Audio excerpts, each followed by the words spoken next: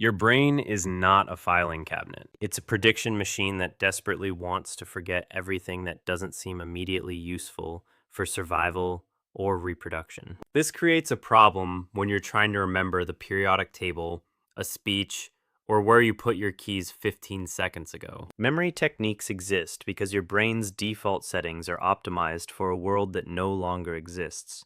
One where remembering which berries were poisonous mattered more than remembering passwords. These techniques are hacks that exploit how your brain actually works, rather than how you wish it worked. Some are thousands of years old, refined by people who needed to memorize entire epic poems before writing was common. Others are modern inventions designed for students cramming information they'll never use again. All of them work by converting abstract information into something your brain naturally remembers. Stories, images, spatial locations, or emotional experiences. Number 1.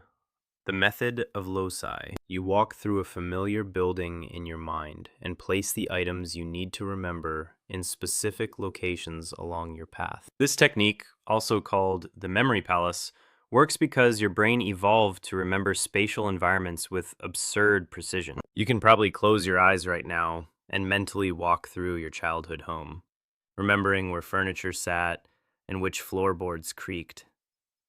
Ancient Roman orators used this to deliver hours-long speeches without notes by mentally placing each section of their argument in a different room of an imaginary building. The stranger and more vivid you make the images, the better it works. If you need to remember to buy milk, eggs, and bread, you might imagine a cow sitting on your couch, an egg exploding on your dining table, and a loaf of bread tucked into your bed. Your brain remembers the weird and unusual far better than the mundane. People who compete in memory championships use elaborate palaces with hundreds of locations, but you can start with just 5 rooms in a house you know well. Number 2, chunking. Your working memory can hold about 4 items at once, which is why phone numbers longer than that feel impossible to remember. Chunking solves this by grouping information into larger units that count as single items. Instead of remembering the 10 digits 555,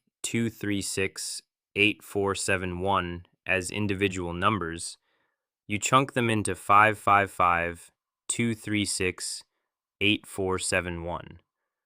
Reducing 10 items to 3. Your brain already does this automatically with language. You don't read individual letters, you read whole words and phrases as chunks. Expert chess players can glance at a board mid-game and remember the position of every piece because they see chunks of strategic patterns, not 32 individual objects. A beginner sees chaos. Credit card numbers are formatted in groups of 4 for exactly this reason. The technique scales infinitely. You can chunk words into sentences, sentences into paragraphs, paragraphs into concepts. Medical students chunk symptoms into syndromes. Programmers chunk code into functions. Musicians chunk notes into phrases. The limitation is you need to understand the material well enough to see the patterns worth chunking. Number 3. The peg system. You memorize a list of rhyming words or images for numbers 1 through 10, then attach whatever you need to remember to those pegs. 1 is a gun, 2 is a shoe, 3 is a tree, 4 is a door, and so on. When someone gives you a shopping list, you create a bizarre image connecting each item to its numbered peg. Milk gets shot out of a gun, eggs are stuffed in a shoe, apples hang from a tree. The system works because the pegs never change.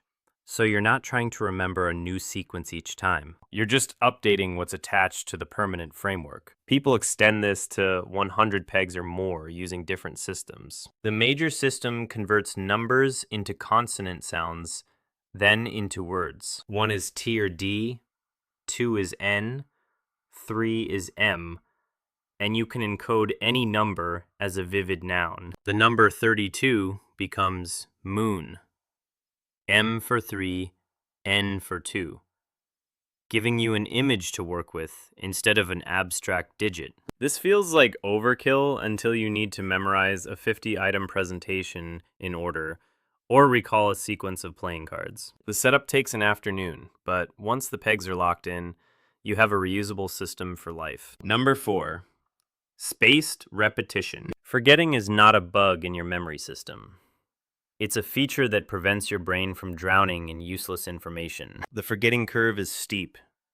You lose about 50% of new information within an hour, 70% within a day, and 90% within a week unless you review it. Spaced repetition exploits this by showing you information right before you're about to forget it. If you review something 1 day later, then 3 days later, then a week later, then a month later, you push it deeper into long-term storage with each repetition while minimizing the total time spent reviewing. Software like Anki automates this by tracking which cards you're about to forget and surfacing them at optimal intervals. Medical students use it to memorize thousands of drug names, doses, and interactions. Language learners use it to lock in vocabulary. The technique feels inefficient because you're reviewing things you almost remember, but that struggle is the point. Easy recall builds nothing. The moment of near forgetting followed by successful retrieval is when memories crystallize. Cramming the night before an exam is the opposite of this.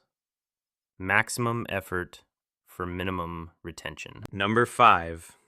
Acronyms and acrostics. Roy G. Biv never forgets the colors of the rainbow. And every good boy does fine, always knows the notes on a musical staff. Acronyms compress a list into a single memorable word by using the first letter of each item. Acrostics do the same, but create a sentence instead of a word. This works because your brain is better at remembering a single meaningful unit than a random sequence of unrelated items. The technique has limits.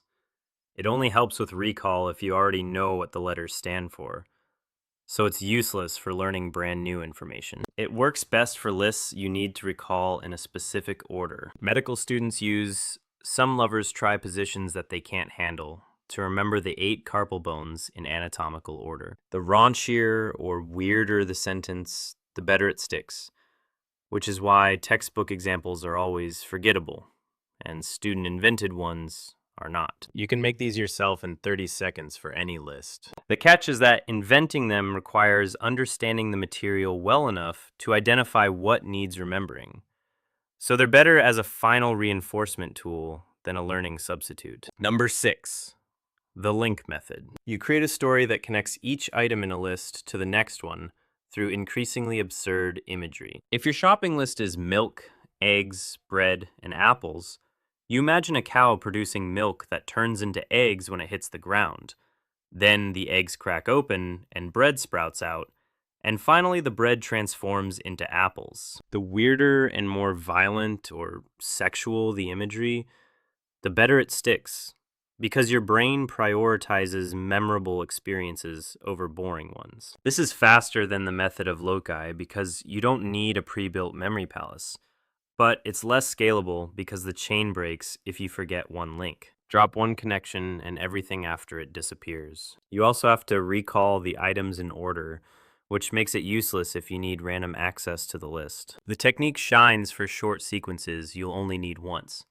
An errands list, the main points of a speech, the order of tasks in a process. People who perform memory stunts on stage often use linking to memorize a randomized deck of cards in minutes. They convert each card into a vivid character or object, then build an action movie where each character interacts with the next in an absurd way. Number 7, the major system. This converts numbers into words by assigning consonant sounds to each digit. 0 is S or Z, 1 is T or D, 2 is N, 3 is M, 4 is R, 5 is L, 6 is J or soft G, 7 is K or hard G, 8 is F or V, 9 is P or B. Vowels are free, so you can insert them to create pronounceable words. The number 42 becomes rain. R for 4, N for 2. And suddenly, you have a concrete image instead of abstract digits. This is exponentially more powerful than it sounds. You can encode any phone number, date, password, or mathematical constant as a sequence of memorable words or a short story. The first 100 digits of pi become a weird narrative instead of meaningless numbers. It takes a few hours to memorize the digit to sound mappings, but once you do, you have a permanent translation system between the numeric and the visual. Competitive memorizers combine this with the method of loci to store hundreds of random digits by converting them to words, then placing those words as images in a memory palace. For normal people, it's useful for remembering PINs, important dates, or numeric data you reference frequently. Number 8. Elaborative encoding. You remember things better when you connect them to something you already know, rather than trying to memorize them in isolation. If you're learning that the French word for butter is beurre, you could repeat it 100 times, or you could notice it sounds like bear and imagine a bear spreading butter on toast. This works because memory is a network, not a file system. New information sticks when it links to existing knowledge. The more connections you build, the more retrieval paths you create, and the harder it is to lose the memory. Students who study by asking themselves how new concepts relate to things they've already learned retain far more than students who just reread their notes. The technique requires effort. You have to actively generate connections rather than passively absorbing information, which is why it feels slower initially, but produces dramatically better long-term retention. Teachers who use analogies and real-world examples are doing this for you, but doing it yourself is more effective. The downside is it only works if you have relevant prior knowledge to connect to. If a subject is completely foreign, you need to build a foundation first before elaborative encoding delivers results. Number 9.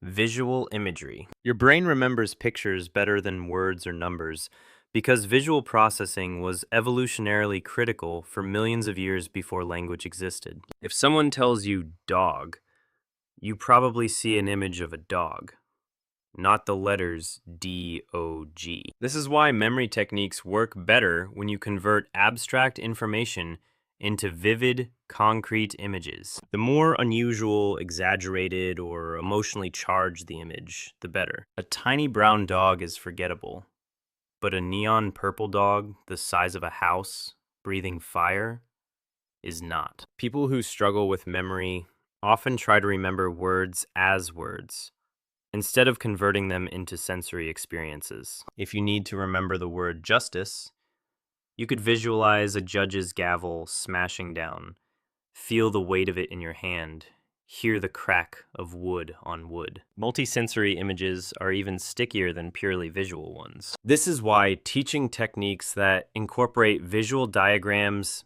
videos, and demonstrations consistently outperform lectures. The catch is that generating vivid imagery takes mental effort, and some people find it exhausting. If you're naturally visual, this is effortless. If you think primarily in words or abstract concepts, it requires practice to build the translation habit. Number 10, the substitution method. This takes abstract or meaningless information and converts it into something concrete your brain already knows how to remember. Remembering that Sacramento is the capital of California is hard because Sacramento is just a sound. But if you imagine a sacrament being performed, or a sack of tomatoes, or whatever image the word triggers for you, then place that image on a map of California, you've created a retrieval hook. The same principle works for names. When you meet someone named Robin, imagine a robin bird perched on their shoulder. When you meet someone named Baker, imagine them covered in flour. This feels childish and obvious, but it works because your brain is good at remembering concrete images and terrible at remembering arbitrary labels. The technique scales to anything abstract: mathematical formulas, chemical structures, historical dates, foreign vocabulary. The quality of the substitution matters. A weak or generic image adds little value. A vivid, bizarre, or personally meaningful image creates a strong memory. People who are good at learning languages quickly often do this instinctively, finding sound-alikes or visual associations for every new word. Number 11, the Feynman technique. You test whether you actually understand something by trying to explain it to someone who knows nothing about the topic. If you can't do this without looking at your notes, you don't know it yet. Most people confuse familiarity with understanding. You read something, it makes sense in the moment, and you assume you've learned it. But when you try to recall and explain it later, you discover you retained almost nothing. The Feynman technique forces you to retrieve the information from memory and organize it coherently, which are the exact processes that create strong, long-term retention. When you get stuck during your explanation, you've found a gap in your knowledge. Go back to the source material, figure out the missing piece, then try explaining again. This cycle of retrieval, feedback, and refinement is how information moves from short-term familiarity to genuine understanding. It's named after physicist Richard Feynman, who is famous for explaining complex topics in simple terms. The technique is brutal because it exposes how little you actually know after a single read-through, but it's one of the fastest ways to build real mastery. Number 12. The perfect memory delusion. Memory champions who memorize decks of cards in under a minute or recite thousands of digits of pi are not born with photographic memories. They use the techniques above, practice to the point of automation. The idea of a photographic memory is mostly a myth. What looks like perfect recall is actually a trained skill built on spatial memory, vivid imagery, and thousands of hours of practice. The techniques work because they align with how your brain already functions, rather than fighting against it. Your brain wants to remember stories, locations, images, and patterns. It does not want to remember random strings of numbers or abstract words in isolation. Every memory technique is a translation tool that converts information from a format your brain ignores into a format it naturally prioritizes. You will never remember everything, and trying to is a waste of effort. The goal is to remember what actually matters by using systems that work with your brain instead of pretending it's a hard drive. Most of what you forget should be forgotten. The techniques are for the rest.